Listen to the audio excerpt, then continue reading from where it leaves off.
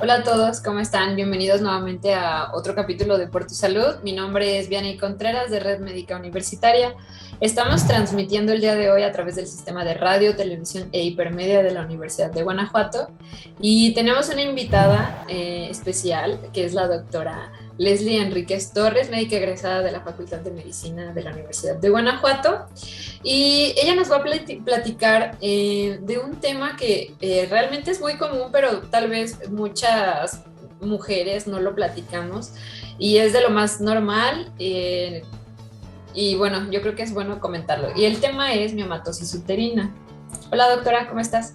Hola, muy bien, doctora. ¿Usted qué tal? Un gusto estar aquí con todos ustedes, con la audiencia. Muchas gracias.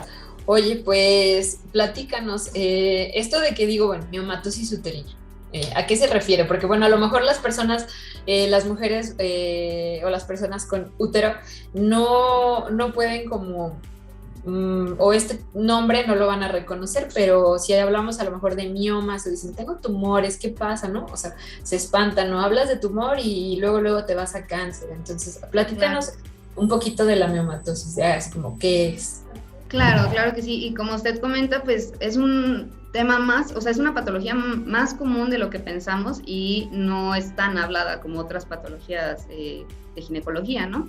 Y bueno, en sí, pues la miomatosis uterina como tal es una patología que se condiciona por la presencia de miomas en el útero. También se les conoce como fibromas o leiomiomas. ¿Qué son estos tumorcitos? Son tumores benignos que se originan como tal en el útero. ¿Sale? Estos tumorcitos, que reitero son benignos, pueden llegar a causar un sangrado uterino anormal, pueden llegar a causar dolor, ciertos síntomas intestinales o síntomas urinarios, que un poquito más adelante vamos a hablar acerca de ellos, pero sí es importante hablar de esta patología porque existe, es muy frecuente, y hablando un poquito como tal de esta incidencia, se cree que alrededor del 20 al 30% de las mujeres a nivel mundial puede llegar a presentar esta patología, y en México específicamente hasta el 40-45% de las mujeres lo llegan a presentar, y se da alrededor de los 35 y 54 años de edad. Fíjate qué tan común es y no es tan platicado, ¿no? O sea, minimizas o te vas dando cuenta ya hasta que empiezas con una etapa diferente como es la menopausia, o cuando ya empiezas a tener tus últimos periodos y empiezas a tener problemas, hasta ese entonces es cuando nos podemos dar cuenta. Pero, por ejemplo, doctora, ¿cuál factor de riesgo tengo yo teniendo útero para poder, o qué me dice, qué me debo de cuidar, o qué de los factores que me puedan originar este tipo de patologías puedo prever, por ejemplo? Claro, y es muy importante este punto que toca usted, doctora, porque existen diversos factores de riesgo y muchas veces ni pensamos cuáles son, ¿no? Y, por ejemplo, uno muy importante es la obesidad y el sobrepeso, ¿sí? Ese es un factor de riesgo importante que nosotros, al hacer ejercicio, al comer saludable, podemos quitar de nuestras vidas y eliminarlo. También tenemos como tal otros factores de riesgo, como es la nuliparidad. ¿Esto a qué me refiero? A que nunca, una mujer nunca se ha embarazado. Ese puede llegar a ser un factor de riesgo. La menarca temprana, es decir, que hayamos tenido nuestro primer periodo menstrual muy tempranamente, es decir, antes de los 12, 11 años, o en la menopausia tardía, posterior a los 55 años, y el uso constante de anticonceptivos orales o alguna otra situación que nos condicione, como alguna exposición a estrógenos constante, como pueden ser inclusive tumores ováricos que produzcan estos estrógenos. Pero más que nada hacer mucho énfasis, mucho hincapié en cuanto a la obesidad y el sobrepeso, que ese es uno de los factores principales que nosotros podemos como tal prevenir, ¿vale? Y que son modificables, ¿no? Por ejemplo, yo no puedo decidir a qué edad baja por primera vez mi periodo o cuándo va a ser el último. Entonces, sí es muy importante hablar de todo esto. Pero, a ver, doctora, más o menos platícanos, ¿es un tumor? ¿Dónde se queda? ¿Dónde está concentrado? Platícanos. Bueno, les platico un poquito. Para entender un poquito acerca de los miomas, hay que conocer un poquito de la anatomía del aparato reproductor femenino, específicamente del útero, ¿sale? O matriz, como se le suele llamar. El útero tiene diferentes capas, tiene 3 capas. La más externa o serosa, se le llama perimetrio, que es como la capita que recubre el útero, es la capa más externa y de ahí se originan ciertos ligamentos que nos dan como el al útero. Posteriormente tenemos la capa muscular, que es la más gruesa, que se llama miometrio, y obviamente el útero al ser como la cuna, digamos, del bebé, del feto, albergar al feto, pues para cuando tenemos el trabajo de parto tiene que tener esas capas musculares para ejercer esa contracción y que el bebé pueda salir a través del canal de parto. También tenemos la parte más interna, que sería el endometrio, que es mucosa, y estos miomas pueden llegar a estar en cualquiera de estas capas, ¿sale? Tenemos los subserosos, que son los miomas más externos, que se encuentran, como ya mencioné, en la serosa, inclusive pueden llegar a estar pediculados, es decir, que llegan a tener como un tallito, digamos, y sería como tal en la capa más externa y pueden ser aproximadamente este tipo de miomas, abarcar un 40% de la incidencia de estos miomas. Y tenemos como tal los intramurales que se encuentran dentro del miometrio, es decir, la capa muscular, y pueden llegar a ser hasta el 55% de los miomas. Y tenemos los submucosos, es decir, los que se encuentran adentro como tal del útero, pueden llegar también a ser pediculados, inclusive en una revisión ginecológica habitual, si tenemos un mioma pediculado, al momento de llevar a cabo la revisión, podemos inclusive visualizarlos o palparlos. También existen otro tipo de miomas que son menos comunes, que se pueden encontrar en los ligamentos, que son los intraligamentarios, o inclusive en las salpinges o en las trompas uterinas, ¿vale? Pero estos son los principales tipos de miomas, y también se pueden llegar a clasificar por su tamaño, ¿sale? No siempre van a ser de un tamaño, o no todos van a ser chiquitos, o no todos van a ser grandes. Tenemos los miomas de pequeños elementos, que miden menos de 2 centímetros, los de medianos elementos, que van de 2 a 6 centímetros, los de grandes elementos, que van de 6 a 20 centímetros, y los gigantes, que son más de 20 centímetros. Y también los síntomas que se lleguen a presentar pueden depender del tamaño y de la ubicación de estos miomas. Por eso la importancia de saber cómo son, cómo se clasifican, porque el ginecólogo se puede dar una idea de qué tipo de mioma puede tener la paciente con los síntomas que se pueden llegar a presentar. Y aparte, dependiendo del tamaño, saber cuál va a ser el tratamiento adecuado para cada una, ¿no? Es correcto, sí, más adelante hablaremos un poquito acerca del tratamiento. Okay. ¿Y qué síntomas son los más comunes, doctora? Para que las personas que nos están escuchando digan, ok, a mí me pasa eso, pues entonces voy a hacer un chequeo, ¿no? O sea, no, porque a veces normalizamos tantos síntomas que decimos, pues así soy, ¿no? Siempre he sangrado así, o siempre, o sea, minimizamos porque pensamos que conocemos nuestro cuerpo, pero nunca está de más entender o saber qué está pasando y decir, ok, creo que a mí me pasa, voy a ir a la revisión, ¿no? Claro, doctora, lo que usted dice es súper importante porque normalizamos muchas cosas, inclusive sigue habiendo en cierta parte de la población un tabú o un miedo a acudir al ginecólogo o a la ginecóloga, y realmente pues son cosas importantes que hay que prestarles atención, ¿no? Y en cuestión a los síntomas, puede llegar a haber pacientes asintomáticas hasta en un 50%, pero ya entrando un poquito más en la sintomatología más habitual, se puede llegar a presentar el dolor hasta en un 33% de los pacientes, dolor pélvico, puede llegar a haber dolor al momento de las relaciones sexuales, puede llegar a haber más que nada el sangrado vaginal anormal o el sangrado uterino anormal, ¿sale? Que esto inclusive nos puede condicionar alguna anemia, llegar a presentar un síndrome anémico. Es de ahí la importancia de prestarle atención y de acudir con el ginecólogo a revisiones cada 6 o cada año, cada 6 meses o cada año. También nos puede generar ciertos síntomas que inclusive no llegaríamos nosotros como a relacionar. Por ejemplo, urgencias miccionales, que de repente digas, ay, me gana, y tienes que ir corriendo al baño. ¿Por qué? Porque los miomas pueden llegar a crecer y pueden presionar, hacer como una compresión en la vejiga, y de ahí se origina eso. Así como pueden llegar a generar esa compresión en la vejiga, también pueden comprimir el colon, el intestino o el recto, y nos pueden dar ciertos síntomas con estreñimiento. Entonces, muchas veces una persona con estreñimiento no llega a asociar que puede ser un problema de miomatosis uterina, ¿no?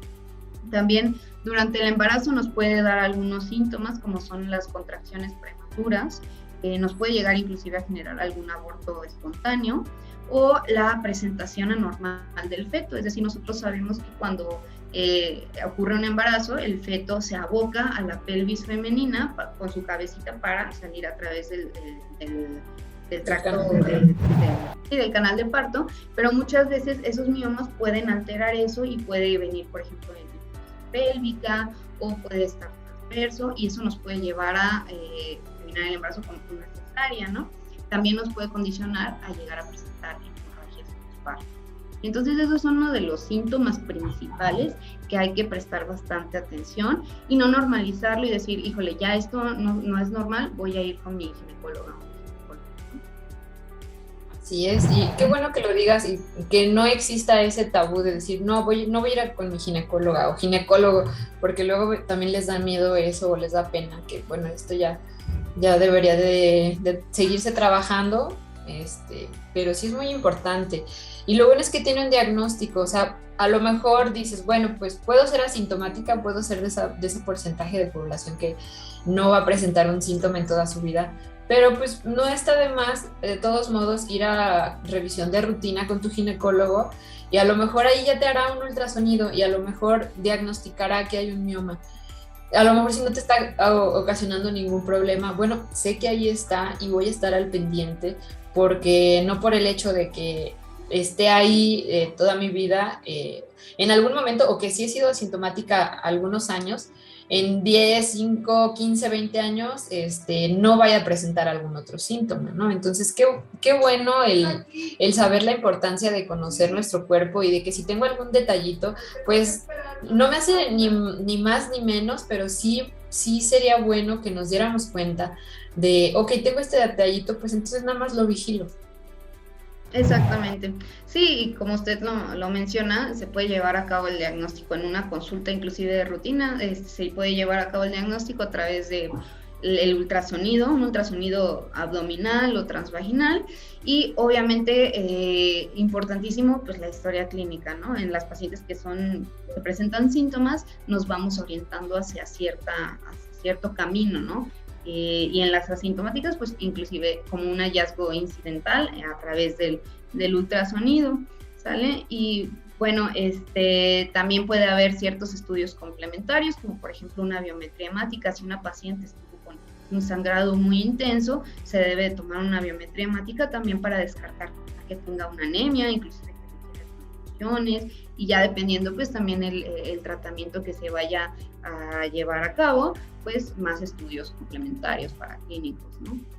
O luego, ¿sabes qué pasa, doctora? Que llega alguna paciente y dice, híjole, vengo porque estoy cansada de, no sé, 1 mes, 2 meses, y luego ya cuando haces una historia clínica y preguntas acerca de los antecedentes ginecológicos, te das cuenta que la paciente, tiene sangrando 1 mes. Abundantes, claro, ajá. Entonces dices, caray, pues, ¿qué pasó aquí, no? Entonces... Exactamente, como usted lo menciona, doctora, es muy, o sea, muy curioso eso, que muchas veces llegan por una cosa de que no, me siento cansada, me siento fatigada, he bajado de peso, ves a la paciente pálida y de repente ya la empiezas a y a ver, cuénteme esto y lo otro, y resulta que tiene exactamente, o sea, que sangra casi todo el mes y son sangrados abundantes, y de ahí el origen. Así es, exactamente. Entonces, bueno, recuerden ir con su médico y no minimizar esto, o sea, cada año tener nuestra consulta de rutina ginecológica. Y bueno, ¿qué te parece si vamos a una pequeña pausa y regresamos, doctora? Claro que sí, doctora. Gracias.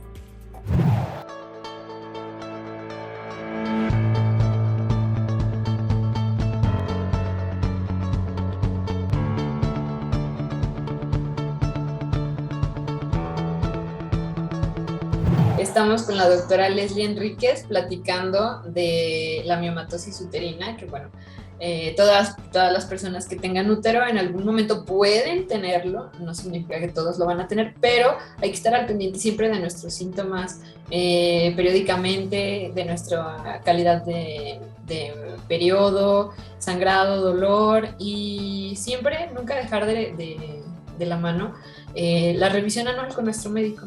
¿Verdad, doctora? Es correcto, doctora, tiene mucha razón en lo que dice. Y pues obviamente no dejarnos llevar por los tabús, porque no necesito ir, ahorita yo siento que esto es normal. Hay que llevar a cabo la revisión cada 6 meses o cada año con nuestro médico y con nuestro ginecólogo o ginecóloga de confianza. Claro que sí. Y bueno, doctora, ya nos platicaste de, la importancia de acudir a la consulta, que se puede hacer el diagnóstico en consulta o con estudios de gabinete, se puede ayudar con laboratorios, pero bueno, también hablabas de los tamaños que tiene, que se puede clasificar, o una de las clasificaciones puede ser por tamaños, y que de acuerdo a eso también se puede elegir un tratamiento. Entonces tenemos múltiples tratamientos, pero ¿cuáles son? Claro que sí. Bueno, como usted dice, doctora, dependiendo del tamaño nos da tanto los síntomas como los tratamientos. Y bueno, es importante, antes de empezar un poquito más con el tratamiento, saber que no todas las personas que tienen miomatosis uterina, que tienen presencia de miomas, van a terminar en una cirugía retirando el útero, ¿sí? Porque muchas veces se tiene esa creencia que se dicen así entre las comadres: uy, no, comadre, ¿tiene miomas? No, le van a quitar el útero, le van a quitar la matriz. Y no es así, no siempre esa es la medida o el tratamiento que se debe llevar a cabo. Iniciando, perdón que interrumpa, y aclarar que por el hecho de que te tengan que quitar el útero, no tiene nada de malo. O sea, no dejas de ser mujer, no eres ni más ni menos. Entonces es un tratamiento que, si te dicen, ¿qué prefieres? Vivir sangrando con anemia o incluso riesgo de muerte, a que te quiten una partecita que realmente te está haciendo daño, pues quítala, ¿no? Claro, y eso no determina, ay, no, como usted dice, ¿no? Ya no voy a ser mujer. Claro que no, eso no condiciona el que seas mujer o no. Y muchas veces, si eso te va a salvar la vida, pues ahora sí que hay que valorar mucho, ¿no?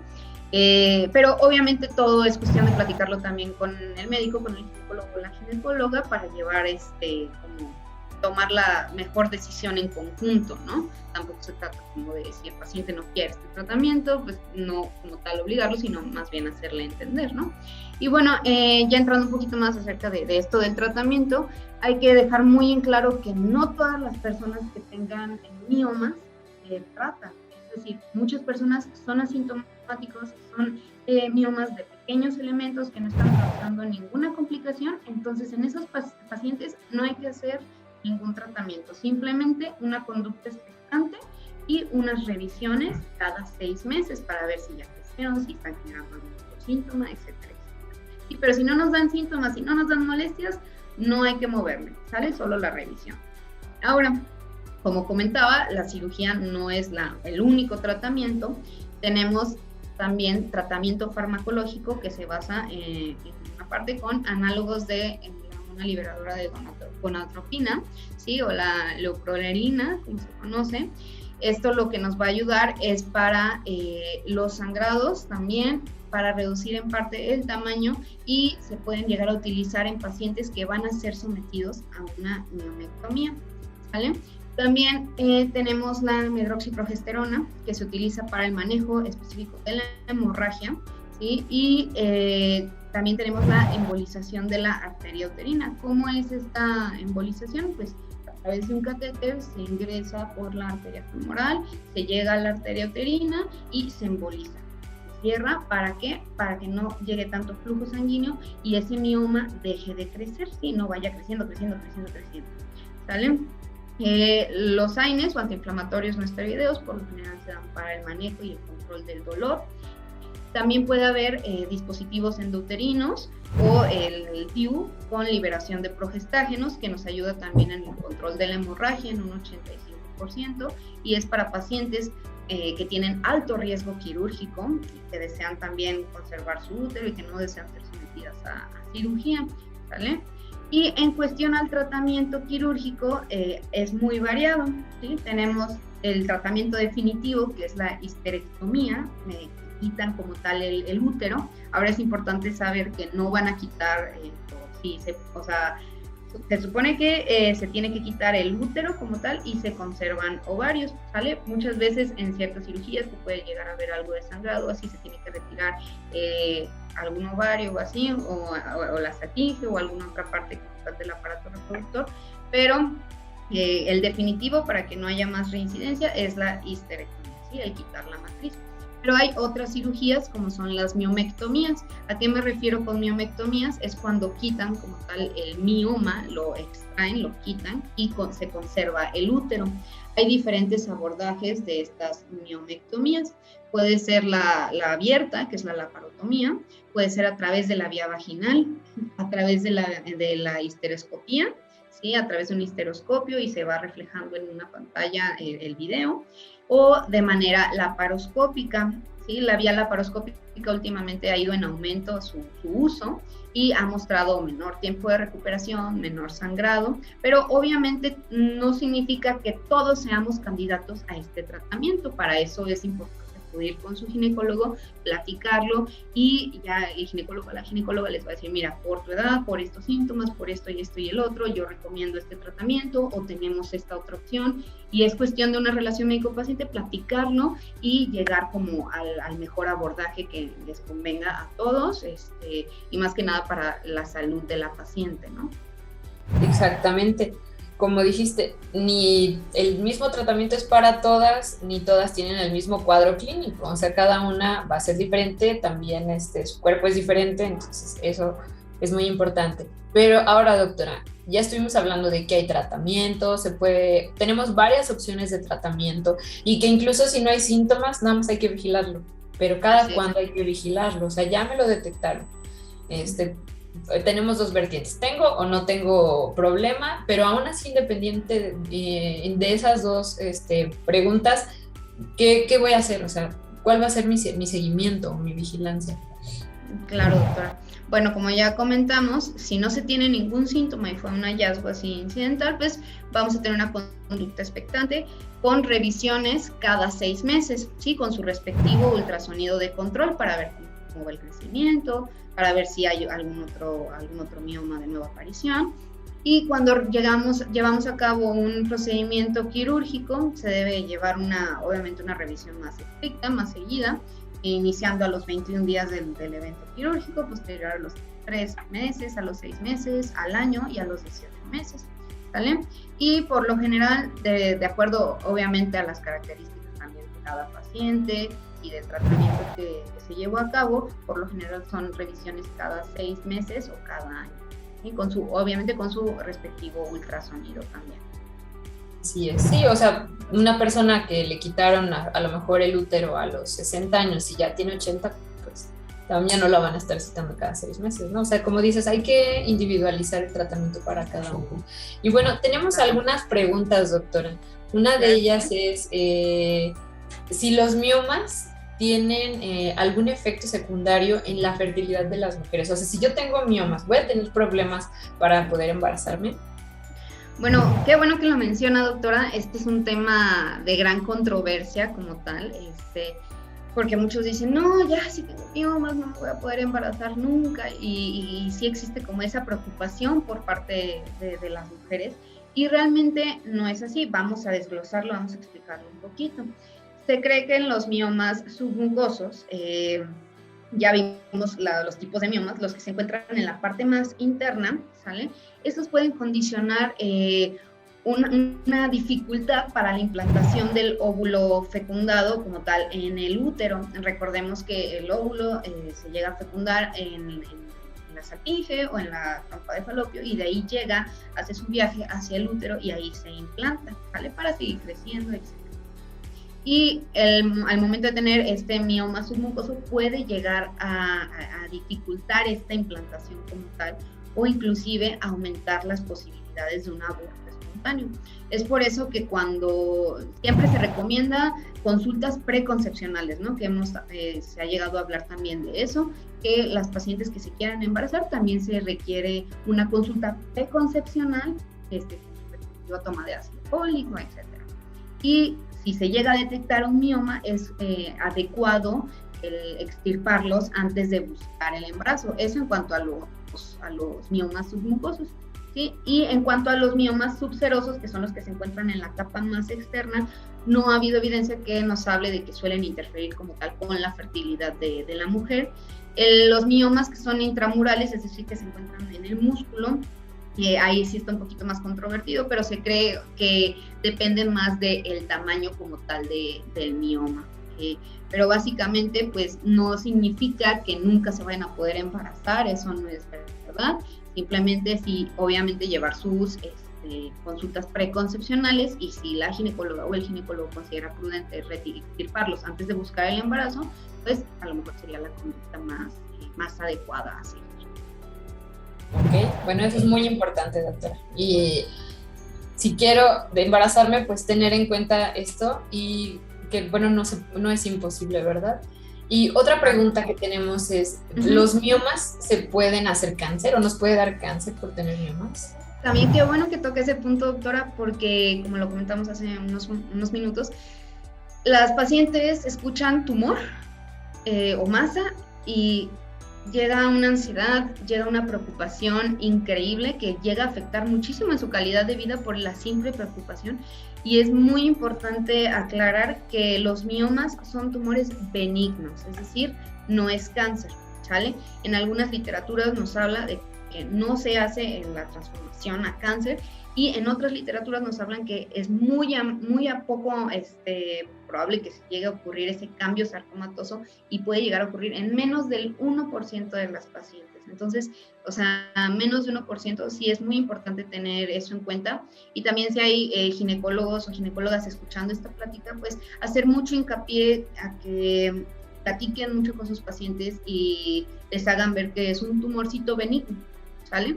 Que no tienen por qué preocuparse de que es algo maligno, que se vaya a esparcir, y tener más que nada como esa comunicación médico-paciente para que también las pacientes se queden tranquilas. Y obviamente hemos visto que entre más tranquilo esté un paciente, mayor ánimo tenga o mayor ganas de pues, seguir con su tratamiento, seguir adelante, se han visto mejores resultados. Entonces, sí aclarar esto, los miomas no es cáncer, y este cambio se puede ocurrir en menos del 1% de la ¿vale? Fíjate qué importante que hablas esto de la relación médico-paciente y de cómo yo como paciente, si tengo alguna duda, una inquietud, sí preguntarla, porque te llega como dices, el automático de tumor y dices, ya, o sea, no escuchas nada más. Nada, exacto. O sea, te vas en tumor, muerte, cáncer, o sea, todo, o sea, se te vienen los peores escenarios y ni siquiera escuchas si a lo mejor hay un tratamiento, una solución. ¿Y qué hacemos? A veces decimos, no, una segunda opinión, y te vas así danzando de un lugar a otro. Mientras tanto, ahí vas, teniendo más dificultad y normalizando ciertos síntomas. Pero qué importante que sí esta relación médico-paciente, o sea, que no nos dé pena preguntarle al médico. No hay ninguna pregunta tonta, al contrario. Exacto. Todo paciente que pregunte, nosotros vamos a tener como más gusto de decirle, no, mire, no le haga así. Y te aseguro que pueden ser cosas pequeñas, pero que son súper importantes. Claro, ¿no? Sí, muy importante lo que usted menciona, doctora. Ok, y bueno, doctora, ya que hablamos de esos dos temas, otra pregunta, ¿de qué manera pueden interferir los miomas en la menopausia? Bueno, eso también es un tema importante. Ya hablamos un poquito de la edad de aparición, que pueden llegar hasta aparecer hasta los 54 años, entre los 35, 40, 54 años. Y pues es importante también saber que el tamaño de los miomas o el número puede aumentar previo a la menopausia, ya que recordemos que estos miomas uterinos son dependientes como tal de ese estímulo hormonal, ¿sí? de los estrógenos específicamente. Y al momento en que nosotros estamos cursando en la menopausia, ¿sí? dejamos de producir esas hormonas, esos estrógenos, por lo que los miomas pueden reducirse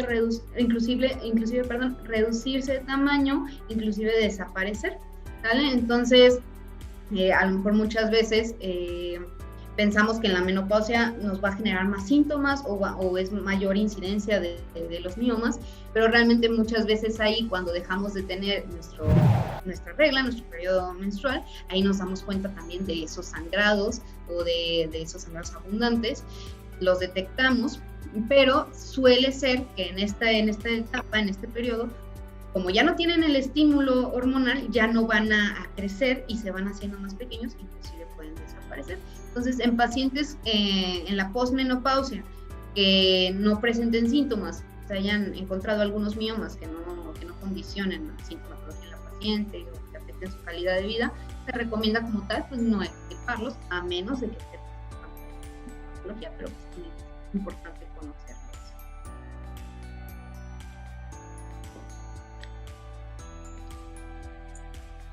Pues muy importante esto que nos dices, doctora, y yo creo que nos quedamos con varios puntos o con varias moralejas. Yo creo que la primera es acudir con nuestro médico a revisión.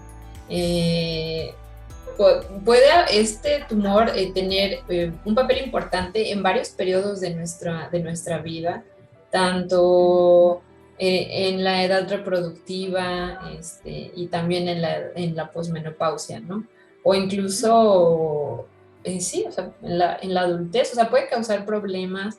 Es muy importante, otra cosa, hablar de nuestro periodo, conocernos, saber si, porque a lo mejor yo tengo un periodo de una característica y tú otro, ¿no? Claro. Pero es completamente diferente, pero pueden ser normales. Entonces, ¿cómo saber que el mío es normal? Bueno, pues entonces para eso hay que acudir con el médico, ¿no? Y otra cosa muy buena, pues, que hay tratamiento. Hay cosas que podemos evitar, hay cosas que podemos prevenir, pues hay que hacerlas, ¿no? Entonces, bueno, te agradecemos mucho la plática, creo que fue muy constructiva, muy buena, y qué bueno que hablemos de estos temas, porque yo creo que no nos deben de dar pena, es nuestro cuerpo y pues al contrario, entre más lo conozcamos, mejor atención para él vamos a tener, ¿no? Así es, doctora, y pues recalcar lo que usted dice de acudir con su médico, con su ginecólogo o ginecóloga, dejarnos la pena de lado, y siempre que tengamos una pregunta, preguntarle, para eso está, para resolver nuestras dudas, no hay preguntas tontas, y obviamente, como dice, cada caso es diferente, individualizarlo, no es una receta de cocina, y pues básicamente eso sería todo de mi parte. Un gusto estar con ustedes y pues nos veremos en la próxima. Muchas gracias, doctora. Y bueno, estuvimos con la doctora Leslie Enríquez Torres, egresada de la Facultad de Medicina de la Universidad de Guanajuato. Les dejamos aquí su correo, que es l.enriqueztorres@ugto.mx, y agradecemos mucho su atención en la emisión de este programa Por Tu Salud. Los invitamos a ver la programación del Sistema de Radio, Televisión e Hipermedia de la Universidad de Guanajuato. Mi nombre es Vianey Contreras, coordinadora de Medicina Preventiva en Red Médica Universitaria. Nos vemos a la próxima. Gracias. Hasta luego, gracias.